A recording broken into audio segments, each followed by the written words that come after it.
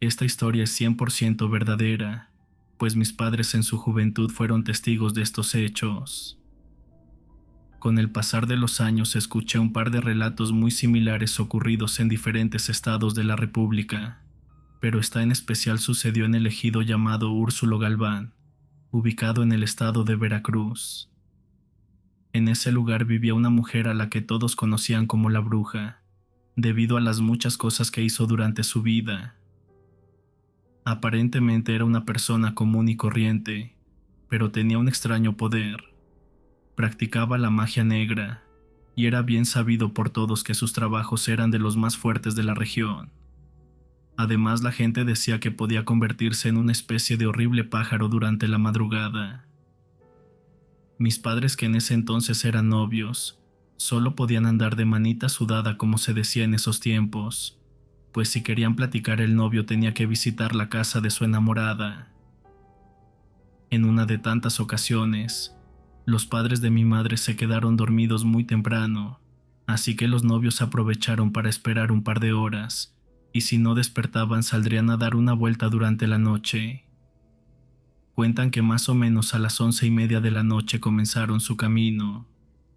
Recorrieron todo el ejido, y cuando estaban llegando a las últimas casas notaron algo extraño. Pocos minutos antes de la 1 de la madrugada, vieron una fogata encendida que alumbraba el patio de una humilde vivienda. Se acercaron con cautela y se dieron cuenta de que la dueña del lugar era nada menos que la famosa señora que apodaban como la bruja. Se quedaron escondidos y curiosos. A los pocos minutos aquella mujer salió de su humilde vivienda y comenzó a cantar y a rezar. Cuando terminó sus rezos brincó 7 veces sobre la lumbre que iluminaba el patio, y al séptimo brinco sus piernas se desprendieron desde las rodillas. Luego las escondió detrás de un árbol seco que estaba en medio del patio, y al momento comenzó a transformarse en un horrible animal. Mi madre se desmayó del susto, y mi padre quedó atónito ante aquella escena increíble. Cuenta que la criatura comenzó a enrollarse un hilo en la boca. Después se enteró de que eso era la lengua de la bruja, y que con ella chupaba la sangre de los recién nacidos sin necesidad de entrar en las casas. Dice que el hilo era muy largo y de un color plateado. Esa cosa dio un salto y se perdió entre las copas de los pocos árboles que bordeaban el camino. Mi padre cargó como pudo a su novia y la llevó de regreso a su casa. Por suerte mis abuelos no se habían despertado, así que ambos prometieron no contarle a nadie lo que habían visto, pues si mi abuelo se enteraba de que su hija andaba caminando en las calles en altas horas de la noche, se meterían en un tremendo problema. Pasó el tiempo y llegó el día de un gran baile cerca del pueblo. Una vecina de mi papá asistió al evento y dejó a su pequeño hijo al cuidado de sus hermanas, ya que su esposo estaba en Estados Unidos. Pasaron las horas y regresó ya de madrugada, y al entrar en la casa encontró a sus hermanas profundamente dormidas y a su hijo acostado en un charco de sangre. Lamentablemente el niño ya no tenía vida, y al revisarlo se dio cuenta de que tenía un pequeño agujero en el cuello. Espantada por lo sucedido, dio aviso a las autoridades. La gente del pueblo contaba que desde que cayó la noche, un animal grande merodeaba sobre aquella casa. Decían que parecía un enorme sopilote y que no quitaba la vista del lugar. Al enterarse de esa terrible noticia, mi padre decidió confesar lo que había visto meses atrás. Luego de escucharlo, la gente del pueblo se organizó con la intención de llegar a la casa de la bruja para acabar con ella, pero al llegar se llevaron una gran sorpresa, pues la casa estaba completamente vacía. Lo único que quedaba era un espantoso olor, un olor parecido al de un perro muerto que invadía todo el lugar. La gente llegó a la conclusión de que la bruja de alguna manera se enteró del plan para matarla, y desesperada salió huyendo en dirección de otro pueblo. Mis padres vivieron con miedo durante mucho tiempo, pues pensaban que algún día aquella mujer regresaría a tomar venganza por haber revelado su secreto, pero afortunadamente aquella anciana jamás volvió a ser vista.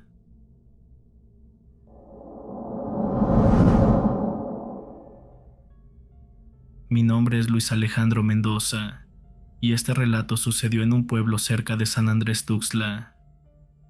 Cuando yo era niño vivía por aquí un señor que tenía fama de ser un verdadero nahual. Por las noches se transformaba en un horrible animal con la intención de robar y devorar el ganado.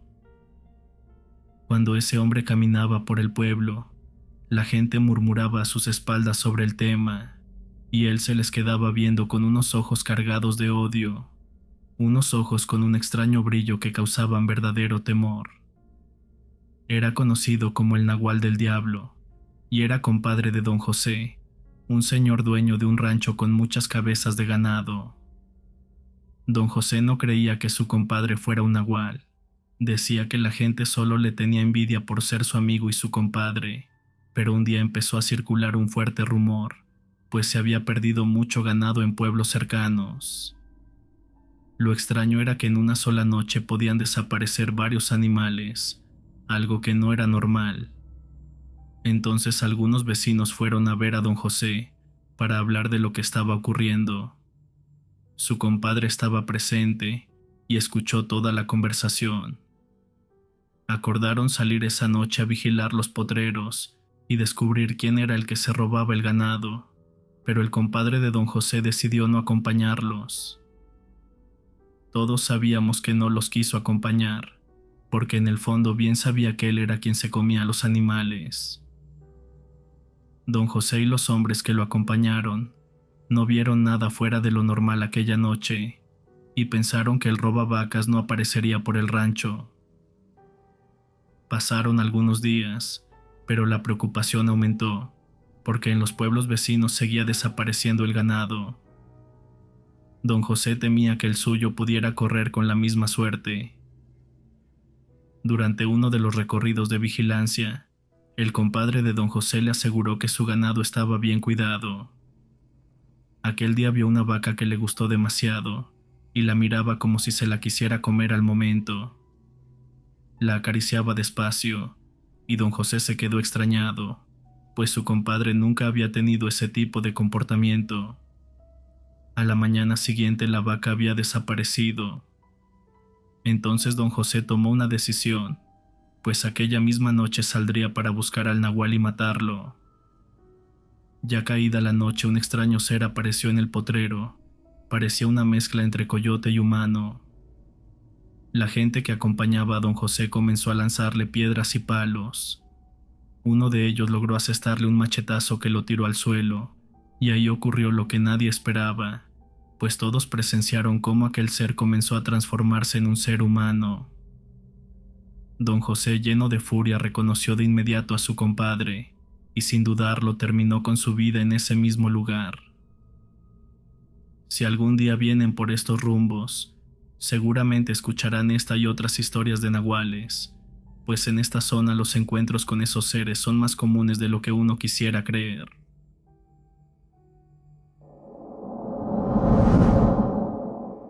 Esta historia me la contó mi comadre Azucena, quien es la madre de la pequeña protagonista. Esto ocurrió hace aproximadamente 5 años en el municipio de Marín, ubicado en el estado de Nuevo León. Cuando la niña apenas tenía unos meses de nacida, lloraba casi todas las noches.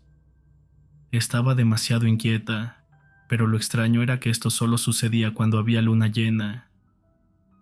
Así transcurrió el tiempo, y la niña continuaba con los mismos síntomas.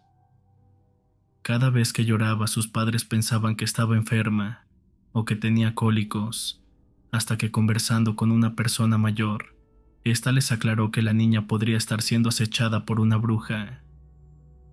Los padres le comentaron que efectivamente ya alguien más les había hecho una observación similar y que siguiendo esa recomendación habían optado por colocar un par de ajos con sal por toda la casa, especialmente en ventanas y puertas. Ante esto la señora les dijo que seguramente el lugar por donde la molestaban era el techo, ya que era de lámina de aluminio, y ahí no habían podido untar el ajo con sal. Les recomendó tener mucho cuidado, pues las brujas seguían a su hija de cerca, y podían chuparle la sangre por medio de un hilito de baba que sueltan, el cual les sirve como popote para succionar la sangre. Les dijo que cuando escucharan ruidos en el techo, cortaran ese hilo con unas tijeras. Como es prácticamente invisible, debían hacer como si cortaran el aire justo por encima de la superficie de la cuna donde dormía la bebé. Les dijo que aquella era la principal razón por la que se colocan tijeras en forma de cruz debajo de la almohada del recién nacido.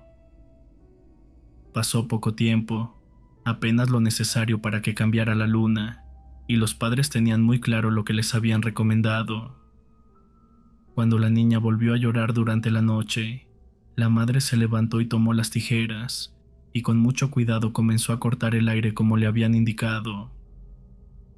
Ya pasaban de las 12 de la noche, cuando justo al momento de hacer el ritual de las tijeras, se escuchó algo pesado caer sobre la cuna donde dormía la niña.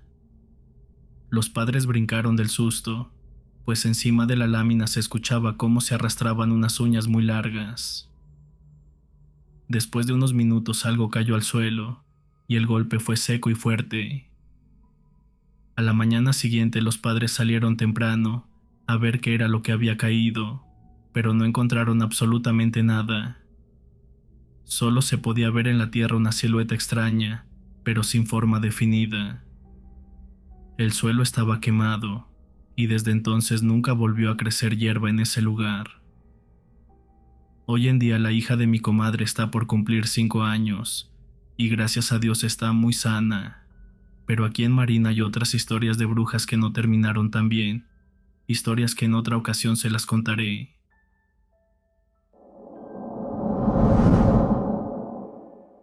Esta historia que les voy a relatar ocurrió aquí en mi pueblo, en el año de 1998, para ser precisos en el mes de julio. Una señora de nombre Daniela empezó a trabajar en un restaurante ubicado en Álamo, Temapache. El restaurante se encontraba cerca de una conocida gasolinera. Junto con ella trabajaba una muchacha llamada Gloria, quien era la encargada del lugar, y tenía una bebé de apenas 2 meses de nacida. Además había otra empleada llamada Mari que vivía en Chapopote, un poblado cercano del lugar. Daniela comenzó a trabajar un martes, y le asignaron el turno de la noche. En ese horario Gloria dormía en el local junto con su pequeña, mientras Daniela se encargaba de las labores nocturnas. Aquella noche, alrededor de la 1:40 de la madrugada, se escucharon unos pasos detrás del restaurante. Eso era muy extraño, ya que la única entrada era por la puerta principal, y no había acceso por la parte trasera.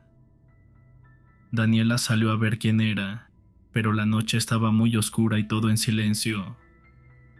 Le dio la vuelta al restaurante, pero no vio a nadie por el lugar. Regresó a la cocina para seguir con sus deberes, y entonces se volvieron a escuchar pasos, pero esta vez en la parte de arriba del restaurante, una zona que todavía estaba en obra negra. Subió a investigar, pero no encontró nada, así que volvió a la cocina para continuar con la limpieza.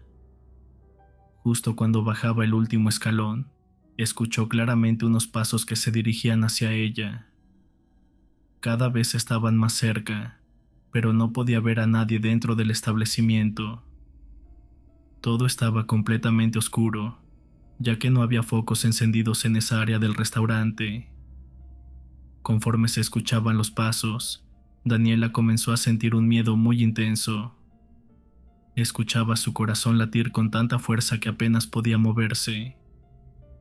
Decía que caminaba, pero sentía que no avanzaba, pues era como si sus pies se hubieran vuelto de plomo. El escalofrío que la recorría era tan fuerte como el miedo que uno siente cuando cree que está a punto de morir. Como pudo, llegó hasta la cocina, pero la sensación de que alguien la observaba no desaparecía. Giró la cabeza lentamente, y lo que vio la dejó helada.